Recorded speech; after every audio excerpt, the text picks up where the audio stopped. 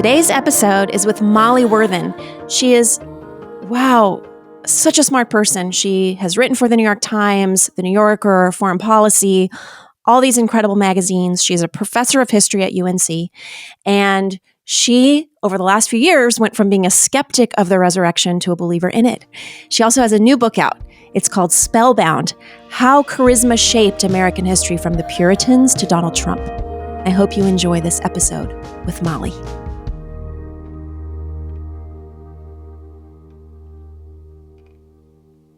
Molly, I'm so glad to meet you. I've heard your name and I've been listening to your podcast and reading some of the pieces that you wrote. And of course, you have a bit of history with someone who was very dear to me. Tim Keller was instrumental in you coming to faith, and I worked with Tim for many years, and he's just dearly missed. But I'm so thankful just that you'd take the time to chat.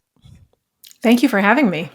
Is there kind of a 5-minute or 3-minute, 5-minute version of your testimony of like coming to faith over the last few years that you can kind of give us to then jump off to like believing that the resurrection happened? Of course. I grew up in a secular home outside of Chicago and really had no exposure to church. And when I got to college, I began to meet people who were located in some strong religious community or another. And I began taking more classes in history and philosophy, all of which pointed me to the fact that for a huge swath of humanity, religion is this really important framework through which they navigate the world. And I wanted to learn about it. And from that fairly early point, age 18 or 19, I think I already detected in myself a real envy of people who had a religious home, who had some confidence in a set of answers to the big questions. And so I kind of see my whole career since then, graduate school and journalism, all focused on American religious history as a long effort at kind of sidling up alongside Christianity. I made a couple of attempts to get myself churched. They didn't really take. I couldn't even confidently say I was a theist up until, I guess, about 3 years ago now, when in the course of my journalistic work, I was writing a magazine profile of a local Baptist megachurch pastor named J.D. Greer.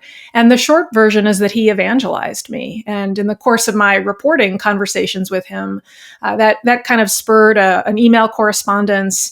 And I realized I had a lot of questions that I had never looked into. I had never, despite being a historian of Christianity, I'd never really in a close and thoughtful way, I investigated the basic historical claims of the faith. And JD, working with Tim Keller, actually, he told me early on that he had told Tim about my case, as if, consulting the specialist in New York, right? And forwarded me a list of books. And I spent an intense period of 2 or 3 months, essentially a summer, it almost felt like doing a master's degree or something, taking copious notes and working through books on cosmology and biblical criticism. And I couldn't just read enough books and get myself to faith. But I did get to the point where I came to the conclusion that if I was willing to suspend my anti-supernaturalist bias, the case for the reality of the resurrection was just a whole lot better than I thought. And the case for my old worldview was starting to crumble. So that's how I found myself in the unexpected position in August of 2022, in the tank with a black Jesus in my place t-shirt, getting baptized while the worship band was jamming out, by the former president of the Southern Baptist Convention. Forgive me if I'm like misquoting you, but at some point you realized it was more open-minded, like open-mindedness in our culture is something that is like considered a very high value. And it was almost more open-minded to think this could be true. Like someone could have risen from the dead. That's actually the more open-minded approach to this resurrection idea. That's right. Yeah, I think I was kind of captive to a very naturalist frame that I had not fully come to terms with. And it was so ingrained that I remember in the process of taking notes in my reading, I would write down my kind of reluctant conclusions. But if I didn't go back and reread my own notes, I would just slip back into my own kind of knee jerk, oh, well, I'm not the kind of person who takes that seriously, which is not an argument. It's just a reflex. But I really had to work to overcome that. You almost did the journalism on yourself. Like you used your study methods on yourself to be like, well, self, are you going to absorb what you just read and have it maybe alter your notions? Like that's a lot of self-reflection. That's a lot of self-reflection. Yeah, and I'm not a diarist. It's not something I ever did before. I will say that in general, especially because I ended up becoming a Christian in this very American evangelical context. I feel, and that's where the locus of my studies had been, broadly speaking, although I've broadened out a little bit more. I have felt like a scientist who's entered her own experiment. And it's a blessing and a curse, because I do wish I could turn that part of my brain off sometimes. I was really interested too in how you kind of made peace with the fact that the gospel narratives aren't the same. Like that there's dissonance in the gospel narratives about the resurrection, and you actually were like, well, this is how history works. That actually points more toward it being true than it being untrue. I mean, I had read the Gospels plenty of times. I mean, as a historian of American Christianity, it's kind of part of my job description. But I had always read them out of duty. Found them kind of interesting for all their massive, civilizational impact, but was never gripped by them. And I mean, a couple of things happened. One, which is not me wearing my, historian hat, but just me as someone gripped by the Holy Spirit. I did have an emotional reaction to them, especially the Gospel of Mark, which I had always dismissed, I think, as, the shortest one, the one that has kind of the least going on. But there was a grittiness and a reality, especially in Jesus's encounters with the people he heals, that really arrested me for the first time. And the inclusion across the Gospels of so many odd details, some of which, scholars with varying degrees of plausibility have, interpreted symbolically and so forth, but many of which just seem like they are candid observations, that they don't necessarily serve a place in a theological argument. And then I suppose I had to, as soon as I begin wrestling with the very common claim that you run into quickly when you start investigating the reliability of the Gospels, which is the fact that there are all of these apparent discrepancies, these variations in chronology. If you were an investigative journalist, or a crime reporter trying to write an account of a huge, complicated highway accident that involved, multiple vehicles and happened at night and so forth, and you went around and interviewed all of the eyewitnesses. If they each in turn gave you an exactly identical report of what happened, you would think that the fix was in. You would be suspicious. Right. They've been coached. They've been coached. Yeah. Or they all, none of them actually saw it. They all got their story from one person who saw it and passed it down, right? What we expect from eyewitnesses is some variation in what they see fit to report, who they spotlight, what parts of a scene catch their attention. Mm. You expect a certain messiness. And one can catalog all kinds of minor discrepancies, but the truth is that the emphasis should be on that word minor. I mean, they're not discrepancies that, in terms of the textual transmission, which is separate from the fact that the Gospels have these differences in their accounts. These textual differences don't affect anything of real theological significance. Sometimes I wonder, I mean, we'll maybe get to hang out with apostles one day, but it's like, as they were in their post-ascension era and starting to remember and write things down, like, were they sitting around being like, no, Mary Magdalene got there first. And then someone else is like, no, there was a group of women there first. And then it was this. And then Thomas was there. Like, nope, Thomas wasn't there. I mean, were they it's almost a credit to their humanity and respect for one another that they just let each other tell the story like they were friends. I do think it's very likely, I mean, it's a scholarly consensus that the later gospel authors were aware of the earlier ones, and there is a sense in which part of what motivated them to write is that there's some piece of the story, a theme or things that happened that were missing in these other accounts, and it makes sense. Right. I listened to something you said where you were like, did the events come first or the beliefs? And you can't discount an event. You have the supposition that there's an event, and then you have the beliefs in an event. And it's almost like in the ancient world, they couldn't have introduced an idea that they didn't even believe in, which would have been the bodily resurrection of Jesus.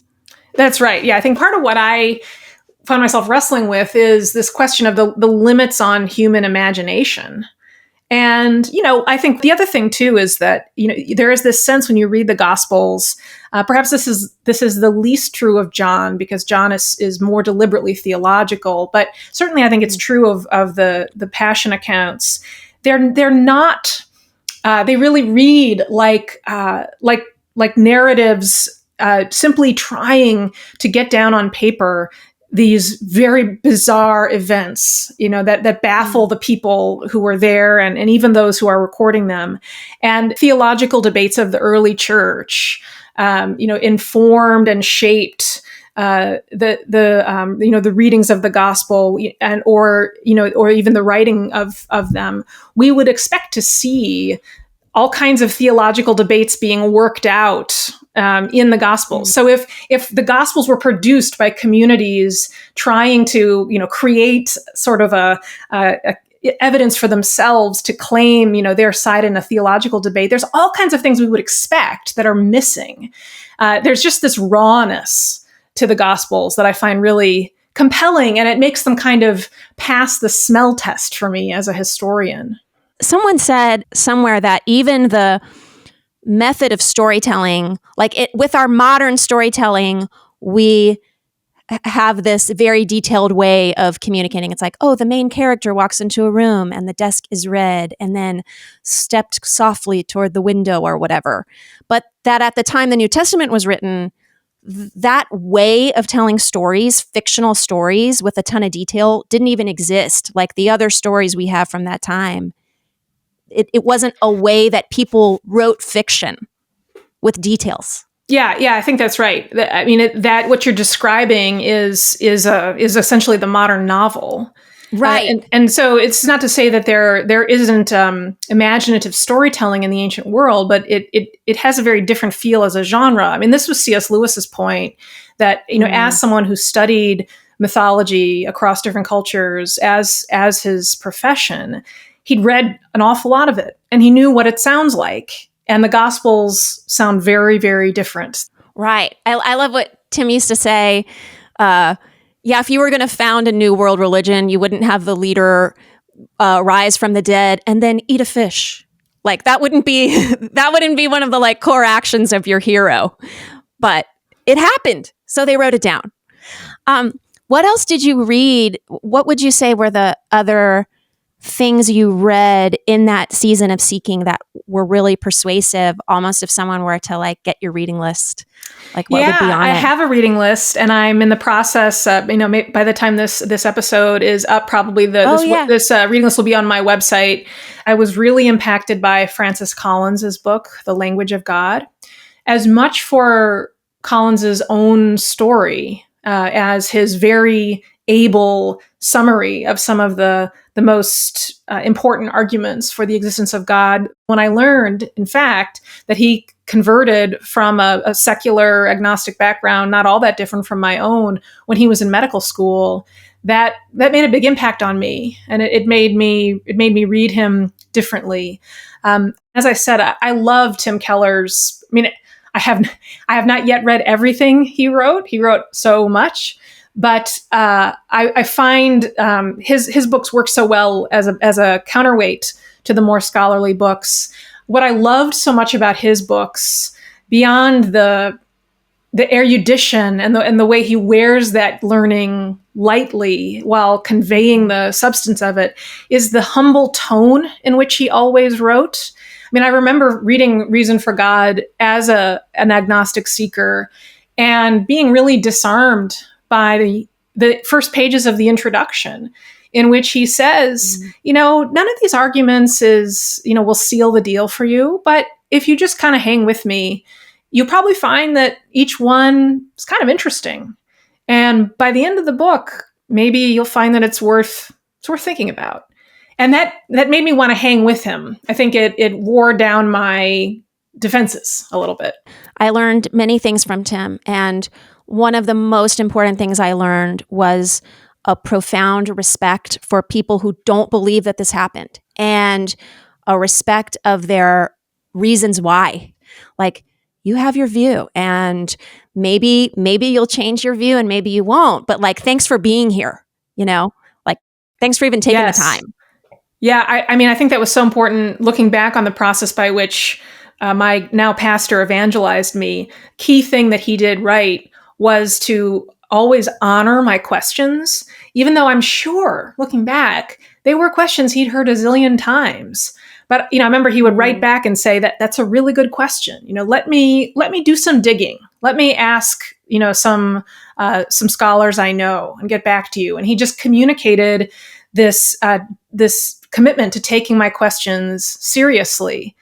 And I think it's so important to find whether you're a Christian or a seeker, to find a community that is comfortable with doubt. I mean, Tim used to say I think he says this in Reason for God, that doubts are not, they're not this sort of terrible disease that you get healed from. They are rather like antibodies in an immune system. And a healthy immune system has antibodies. Now, the antibodies can go out of control, and then the analogy would be like an autoimmune disease, right? And that's an extreme you want to avoid.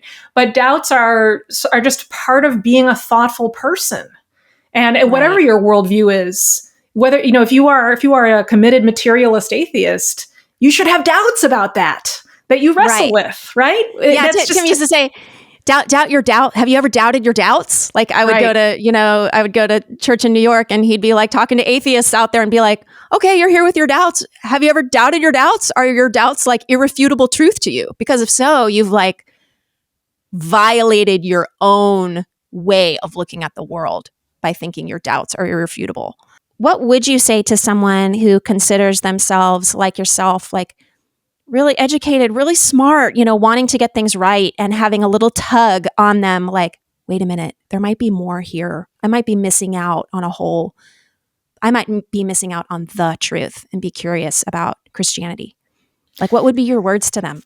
I suppose for me, looking back, I was quite paralyzed, and by all of the aspects of Christianity that it seemed one needed to be prepared to investigate, to even make an inch of progress, right? So it's not just the life of Jesus as reported in the Gospels, but the whole supernatural frame of the Bible, and the end times, and heaven and hell, and there's so much to take on.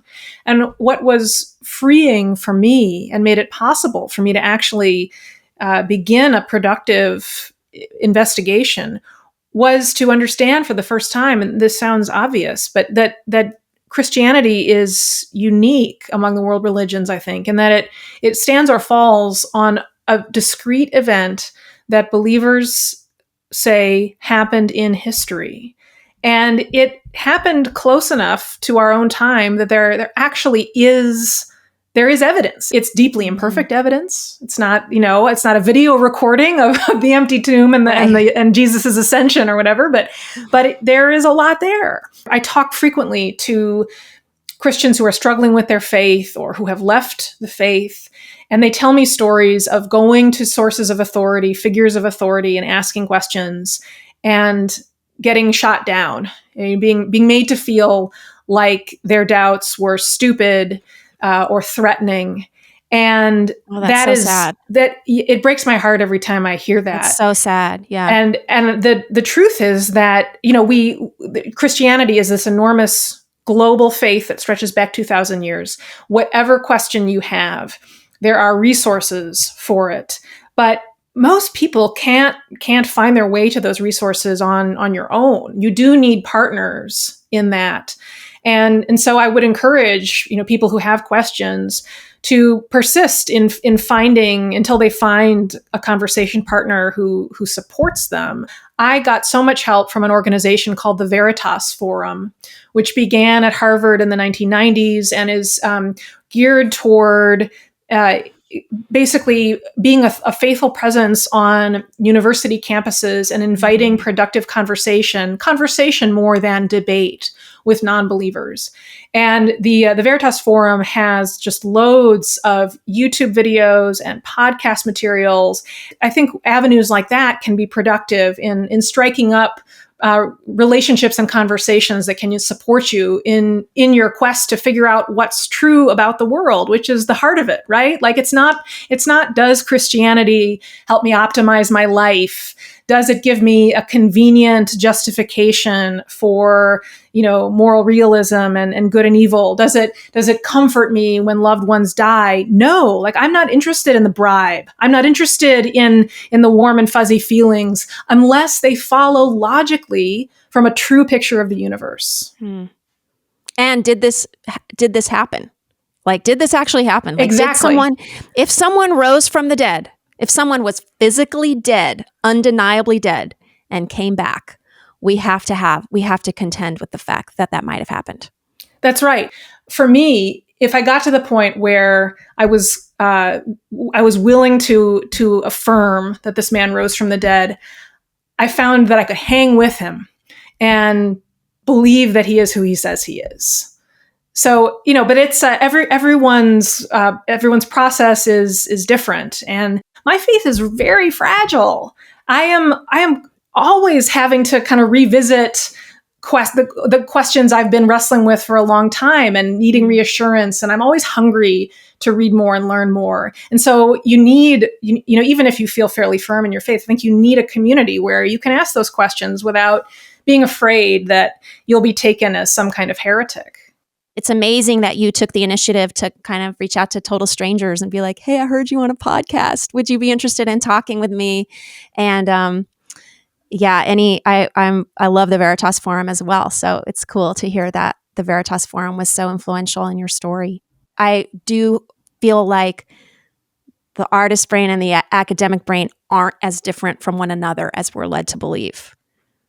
I've been very interested in the relationship that Christians have to music, and because one thing that surprised me about my life as a baby Christian so far is that I was always in graduate school and as an adult a giant high church snob who really wanted music to be as traditional as possible. I am a full on member of my Southern Baptist megachurch, and it is contemporary Christian music and full worship band, and I love it. And I listen to it the car. You've got that Spotify worship playlist I definitely do.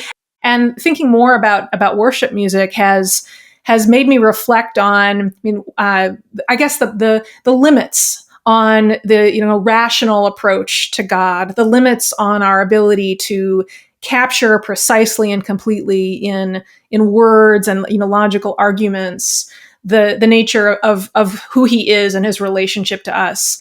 A lot of Western Christianity can be overly rational, like we're almost still kind of post-Enlightenment Christians without knowing that we are, But sometimes I think the music in particular is like when someone has heart bypass surgery, an artery to the heart has gotten blocked. So a surgeon has to go in and unblock that artery to the heart.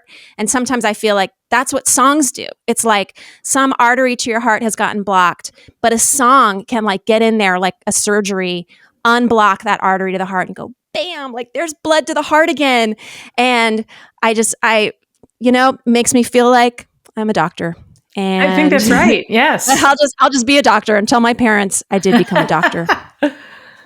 Molly, thank you so much. I hope we'll talk again, and it's just so nice to meet you. Hope to be friends. That would be great. Thanks so much for having me. Hey, everybody, thanks for listening to the Rising podcast as we look further into the resurrection of Jesus. Did you know The Rising is also an album? The Rising is an album that I wrote that tells the story of Christ's resurrection. Each song on the album is written from a different perspective of someone who was actually there at the resurrection. Each guest on The Rising also has a perspective. And you know what? So do you. I would venture to say that your perspective is the one that I'm most interested in. Would so love it if you'd subscribe on YouTube, Spotify, or Apple Podcasts, and you can find new episodes on any of those platforms as well. If you want to get to know me better, you can find me on Instagram or go to melaniepenn.com and you can send me a message there. I make things for you, and I'm so glad that you are here for The Rising.